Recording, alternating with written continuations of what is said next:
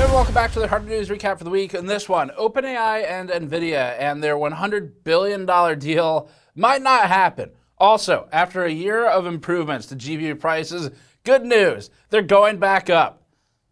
But by good news, I mean for the companies. Also, allegations of AMD vibe coding by FFmpeg and some Zen 6 leaks. Let's get into it. Before that, this video is brought to you by Arctic and the Freezer 36 air cooler. We previously reviewed the Arctic Freezer 36 and were overall impressed by its mechanical build quality and design, with thermal performance also overall comparable with similar coolers on the market. The Freezer 36 performed well in our benchmarks and analysis with its dual fan solution, 4 direct contact heat pipes, and thicker fin stack centrally. Learn more at the link in the description below. Up first, in what should be a new segment called Oh No!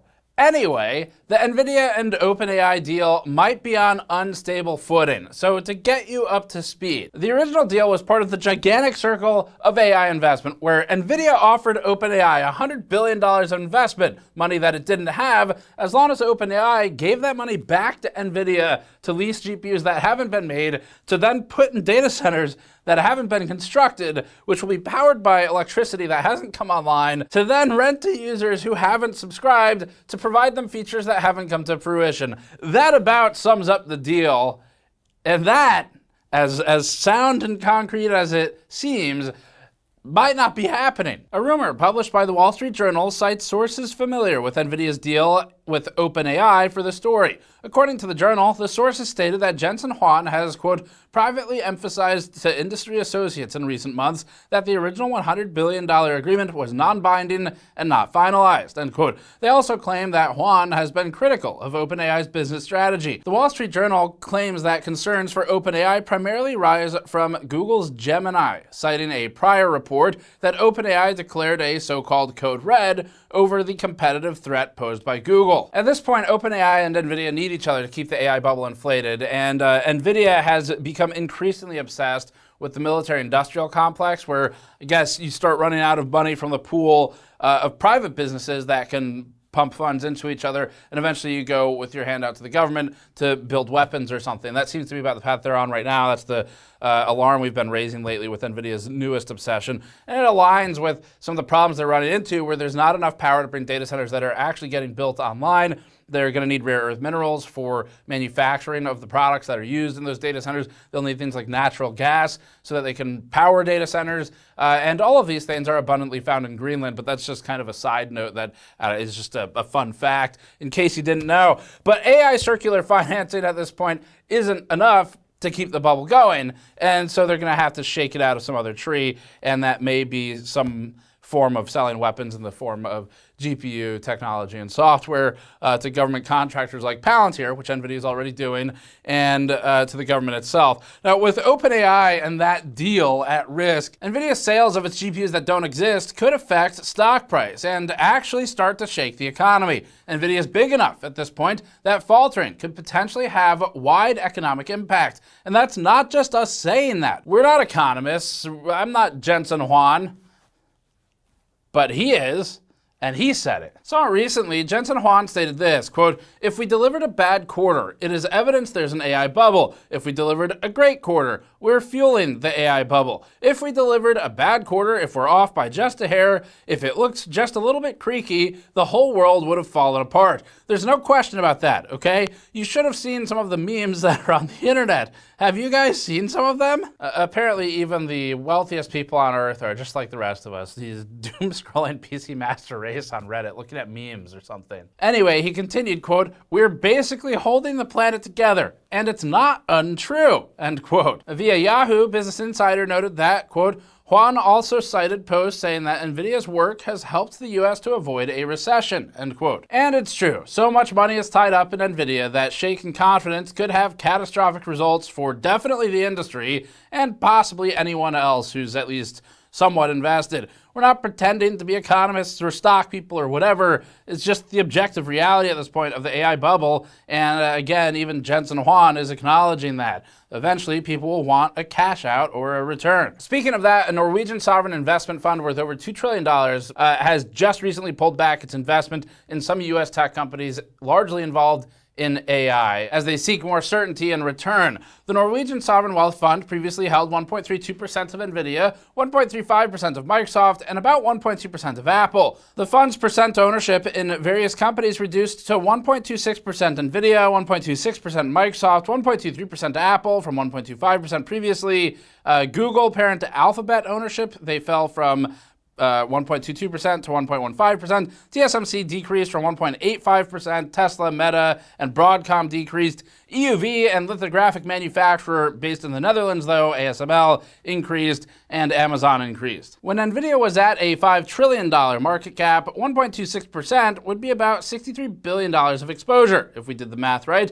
A previous stress testing report of hypothetical scenarios from the investment management firm simulating the impact by the end of 2025 shows some of these situations that they've been thinking about. This report, which was prepared for the previous year end, contains a number of financial modeling scenarios and the projected impact to performance. These include a fragmented world scenario noting geopolitical challenges and tariffs, more standard regional debt crisis and extreme weather event scenarios, and then a specific AI correction scenario. In this scenario, the fund's hypothetical modeling noted it would be the largest single impact to equities to the end of 2025. The fund wrote this in its previous report, quote, "Last year's scenarios are still relevant. Elements of all three scenarios modeled last year appeared in 2025, yet markets recovered relatively quickly each time. The scenarios remained independent, and the self-reinforcing dynamics that turned corrections into crises did not take hold. This does not mean that these risks have passed, but rather that they have not yet escalated." End quote. They also wrote this: "Limited hedging. In AI correction, fixed income gains partially offset equity losses as we model a policy response from central banks. The other three scenarios offer no such protection. Equities, bonds, and real assets all fall together.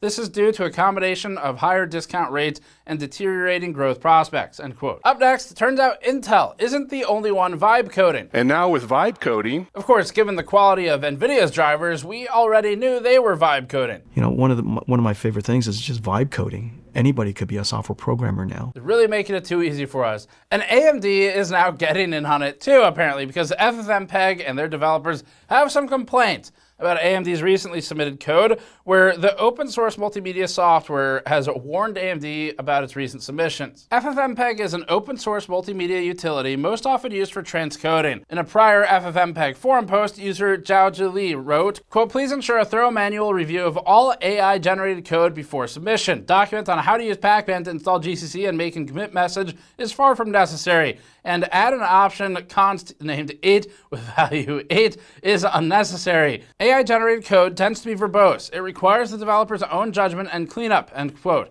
This was in response to a new commit for AMD's heterogeneous compute interface for portability. On Twitter, FFmpeg's official account tweeted at AMD and said, quote, "Hi, AMD. FFmpeg developer Quink_Lammy is not happy with your AI slop patches," end quote, linking the post. They then wrote, quote, "Another example from AMD," end quote, linking another commit into the master. On Twitter, FFmpeg followed up to say that, quote, "The AI parts have been removed," end quote, and confirmed to a user that the edits were force pushed. The user replied to say, quote, "That's unsportsmanlike behavior then," end quote, before asking for a record of the original commit. This is the record of the original commit, per another comment, and the developer who submitted the code responded in the forum, referencing a 4-year-old document and defending the code without strictly denying use of AI, but still saying, quote, "This is not related to AI or human," end quote. The response from Gaglione was, quote, "I'm sorry for the misunderstanding. I never realized there were developers who couldn't distinguish between a wiki page and a git commit message," end quote, which seems to be because the intent of the commit wasn't communicated. There's nothing that says open source project like developers insulting each other on a forum. That's the spirit. Just like a lot of the Linux kernel development that I've seen. Ultimately, as far as we can tell, it came down to a complaint about the commit message more than anything else. It's not clear to us whether AI was or wasn't used. It does kind of come down to a related point, though, which is that right now people are seeing AI, or LLMs more realistically, in everything, and whether it's there or not, it's going to cause problems. I mean, for situations where LLMs weren't used, it's just offensive and insulting to people who are accused of using it.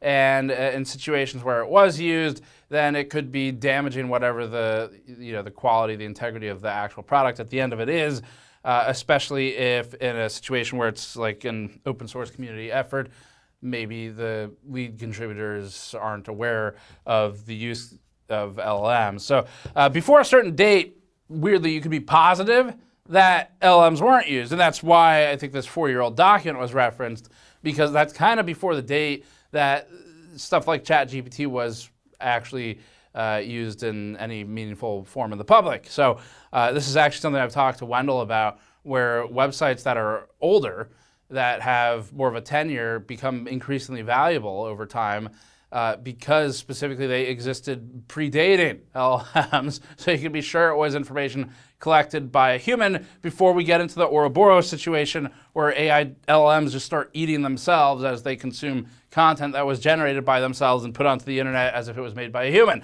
So anyway, up next, a rumor from board channels found via video cards indicates that NVIDIA will be shifting the vast majority of its GPU supply to the RTX 5060 8GB, 5060 Ti 8GB, and 5070 12GB. This follows a number of previous rumors, like a December rumor about a drawdown in NVIDIA consumer GPU supply in general.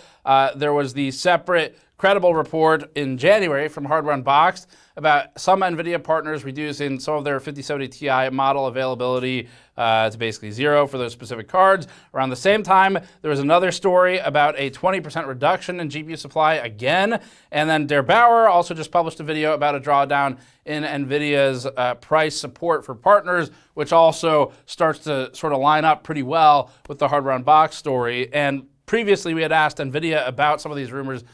This would have been in December, before the 5070 Ti story from Hardware Unboxed, before Der Bauer's price support rumors. And they had a statement that they had also sent to others, where they said they were still supplying all GPU models to the market, which really means fuck all, because it doesn't talk about what the percent distribution of those is. It's kind of weasel wording, where it's like, technically they are still supplying them to the market, and so they're not dead. But if you make, like, go down to 1% of your prior 5070 Ti production or something, it's basically dead for end users. So anyway, the newest update is on board channels, and it's a report that Video Cards has captured and covered. The claim is that 75% of the restock GPU supply going to board partners will be only for the 3 lowest VRAM models. The post reads, quote, according to the latest news from upstream NVIDIA manufacturers, mainly due to the shortage and price increase of graphics memory, NVIDIA and AIC brands have adjusted their main sales strategies for Q1 2026 with a focus on selling 8GB models. Internal sources from NVIDIA and AIC brands indicate adjustments to the supply plan for the RTX 50 series GPUs in Q1 2026 with the following approximate supply plan. The RTX 5060 Ti 8GB series will be the mainstream and primary model, followed by the 5060 8GB series, and then the 5070 series. These 3 series will be the main sales models for NVIDIA in the future, while other models have limited supply depending on actual demand. Based on NVIDIA supply ratio guidance, the 3 main series GPUs will account for approximately 75% of the supply, end quote. Now, we've spoken to a few of our own contacts about this. We've gotten some mixed responses. So one of the system integrators we spoke with said that from their perspective, their suppliers, there's no change to the supply distribution to that SI. Now, as system integrator, that doesn't account for retail supply change, so could still happen. Another person we spoke with who has close access to board partner information informed us that the rumor does match their own internal guidance. So we've got two kind of in conflict there for responses, where the SI really can only speak for the SI, so might be a different situation for them. NVIDIA just recently added the 5080 to its lineup of GeForce Now GPUs, and if NVIDIA does draw down production of cards like the 5070 Ti, the 5080, and the 5090, then this would be a great time to put the 5080 online and rentable via GeForce Now, because suddenly the monthly scam that is renting a GPU on GeForce Now and getting in line to play games for a limited amount of time per session is the best avenue to get the 5080. Aside from forcing more users into renting high-end GPU capabilities from services like GeForce Now, NVIDIA would also benefit from reducing the amount of VRAM attached to each GPU, which would allow it to continue reserving that VRAM capacity, the wafer allocation, for its high-end data center and AI GPUs, and likewise using smaller die area silicon for these GPUs would enable NVIDIA to preserve some of its other wafer area for different GPU production at TSMC and free up some of its wafer supply. Now, finally, NVIDIA gets to benefit from further pushing out its own board partners. We've been talking about this since before EVGA quit the business, but some of our exclusive information back in that EVGA report included commentary that NVIDIA's own first-party model video cards benefited from being able to build better coolers at a similar MSRP to partners due to NVIDIA not needing to buy its own GPU silicon at markup. Part of why EVGA left was a feeling that NVIDIA was slowly forcing partners out and competing with them. We spoke with one board partner employee with executive level access who told us that there's some level of internal panic or concern about the board partner's ability to reclaim R&D cost for high-end GPUs if NVIDIA is reducing the amount of high-end GPUs available for that partner to put on those boards and sell. Meaning they've already put all the money into the R&D. They're in the stage of trying to get that money back now by selling the product. And so if supply dries up, that's going to be a problem for them. As part of this, we did a quick search on Newegg for some of the GPUs right now to see what the current pricing situation is. And it's bad. The cheapest model RTX 5080 available at the time we checked was the MSI Ventus at $1,400, followed by cards priced at $1,450 to $1,500. The next group of 5080s was at $1,500 and up, not always sold and shipped by first party. Back when we ran our November 30th video titled GPU Prices Crater Before Inevitable Opportunity to Screw Consumers, we showed that the 5080 had come down to a $1,359 average price from its $1,514 price back in June. Now, the cards are back on the climb again. We also checked the 5090, but we couldn't find that many 5090s available on Newegg at the time of checking. The ones we did find included the $3,600 Gigabyte 5090 here, the MSI RTX 5090 Supreme, or Supreme if you prefer, for $3,700, and the Gigabyte Windforce for $3,980. These were the cheapest models at the time we checked, and when we last checked in on 5090 prices, they were the only cards that hadn't meaningfully come down since June. The 5090 was typically about $1,100 above MSRP, averaging $3,100 and up from $3,050 in June. From what we're seeing now, though, they're on their way, when they're available, to $4,000. MSRP is $2,000. Skimming the 5070 Ti listings, the cheapest one at the time we checked was $1,000, with other options mostly at $1,070 to $1,300. MSRP for the 5070 Ti was originally claimed to be $750. So many of these are now double the original price target. Our November update had the 5070 Ti as one of the largest reductions in price since June, down to $821 and moving toward MSRP rapidly. That was great news, but it's completely vanished in the full 2 months since our update. We quickly checked the 9070 XT from AMD, which has an MSRP of $600 and struggled to hit it for most of last year. We found that the model is now commonly $750. This isn't as bad as the NVIDIA situation, but it's still worsening from our November update. Just before December, we found the 9070 XT had fallen to $656 on average, down from our prior average in stock price in June of $837 from what we had checked. Climbing from $656 to $750 is obviously a major move in the wrong direction. Pretty discouraging. Also, exactly why we titled that video,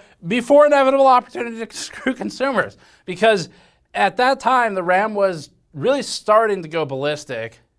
That was a good play on words. Doesn't matter. Don't worry about it. That company's dead now. Starting to go ballistic. GPU prices really were actually in a much better spot than they were earlier in the year. The MSRP was still, we think, kind of too elevated for what the cards actually provide, but they were at least approaching, or in a lot of cases, below MSRP in late November, November 30th when we published. But now it's going back up, which is sort of what we had expected with that elastic effect you get because memory is also in video cards, and memory's gone up in price. So one last NVIDIA story for the week, but it is a big one. NVIDIA CEO Jensen Huang recently joined an interview with a company called, let me just check what the publication's name was, I'm not sure how to pronounce this. I think it's pronounced abuse of copyright law in the native, I'm going to go with French, but I'm not sure. NVIDIA sponsor recipient Bloomberg recently interviewed Huang, who, per Ed Ludlow on Twitter, stated that part of the Vera Rubin strategy includes selling Vera standalone. Vera is the CPU component of the combined Vera Rubin CPU-GPU solution, where Vera is a standalone ARM CPU. Typically, these are packaged together on a board and sold by NVIDIA. The tweet quotes Huang as stating, quote, "For the very first time, we're going to be offering Vera CPUs. Vera is such an incredible CPU, we're going to offer Vera CPUs as a standalone part of the infrastructure. And so not only can you run your computing stack on NVIDIA GPUs, you can also now run your computing stack wherever their CPU workload run on NVIDIA CPUs, end quote. So that'll have NVIDIA competing with AMD EPYC, and it'll have Jensen Huang competing with LLMs to form a complete sentence. The tweet also quotes Huang as talking about CoreWeave, which is part of the circular funding with NVIDIA and AI companies. To us, this looks like a continuation of NVIDIA's strategy that'll box out AMD. Currently, AMD is threatened in a few spots from NVIDIA's positioning. First, NVIDIA has taken a roughly 4% stake in direct AMD competitor Intel. In addition to server enterprise collaborations, the two companies are working together on RTX chiplets for mobile devices. We previously expressed our suspicions and concerns that NVIDIA will be able to use this stake to lever laptop manufacturers into deploying more Intel CPU laptops in order to secure allocation from NVIDIA for other devices. NVIDIA has long used allocation as a cudgel to get what it wants, and historically NVIDIA hasn't particularly cared if a laptop has an Intel or an AMD CPU as long as it has an NVIDIA GPU. Now, obviously, there's a conflict to push Intel instead for those solutions. With the move to Vera CPUs standalone for enterprise, NVIDIA can begin to compete with AMD in one more department, and it's one where AMD's done really well. Now, that said, EPYC is x86, and the Vera solution is going to be ARM.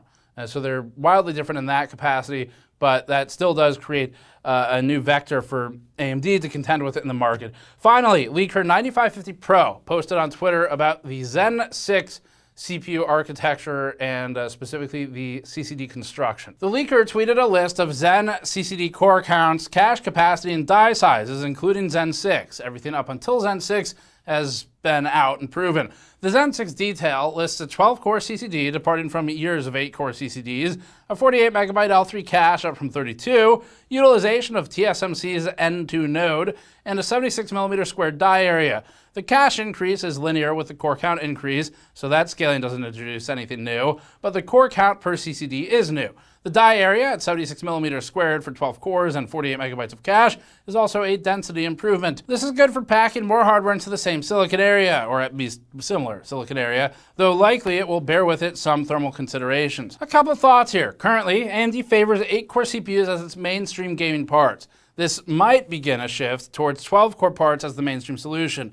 Likewise, a 16-core part would no longer be two fully populated CCDs for the maximum core count on a desktop CPU. Instead, a 16-core solution would have either one or two partially populated CCDs, probably two, meaning going with something like an 8 and 8 rather than a 12 and a 4, and theoretically 24-core desktop CPUs would become the go-to option for the highest end for AMD desktop AM5 at this point probably.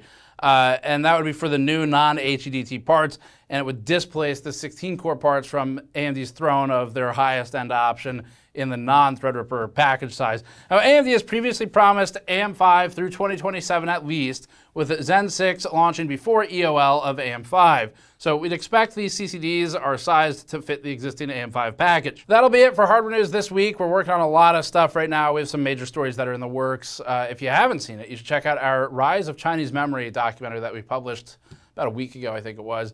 It's pretty cool, very interesting on the history and background of some of those companies. We have more stuff like that coming up in short order. Check back as always for that. Subscribe for more. You can go to store.gamersaccess.net to support us directly, like by grabbing one of these t-shirts or by supporting us via our AI Dystopia backer campaign. We still have more stuff coming out for that, so we've extended the timeline because good news, I guess. There's infinite content here for that.